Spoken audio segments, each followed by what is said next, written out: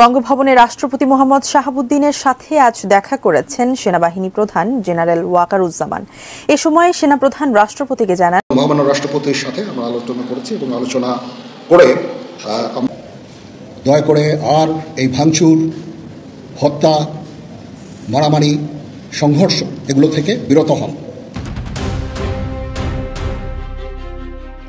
গত 5 ফেব্রুয়ারি থেকে দেশে চলমান নৈরাজ্য পরিস্থিতি নিয়ে রাষ্ট্রপতি শাহাবুদ্দিন চুপ্পুর সাথে জরুরি বৈঠক করলেন সেনাবাহিনীর প্রধান ওয়াকারুজ্জামান। হঠাৎ করে রাষ্ট্রপতির সাথে সেনাপ্রধানের বৈঠক নিয়ে দেশের রাজনৈতিক মহলে দেখা দিয়েছে চরম উত্তেজনা।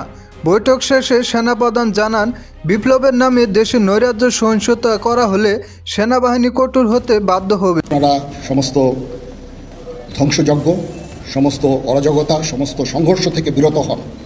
এদিকে অন্তর্বর্তীকালীন সরকার গঠনে 6 মাস হয়ে গেলেও এখনও দেশের আইন শৃঙ্খলা পরিস্থিতি স্বাভাবিক না হওয়ায় হতাশ প্রকাশ করে সেনাপ্রধান বলেন, এভাবে একটি রাষ্ট্র চলতে পারে না। আমি সে আর তো কেউ নেওয়ার নাই, আমি নিয়েছি এবং যদি কোনো ব্যর্থতা থাকে সে দায় দায়িত্ব আমার।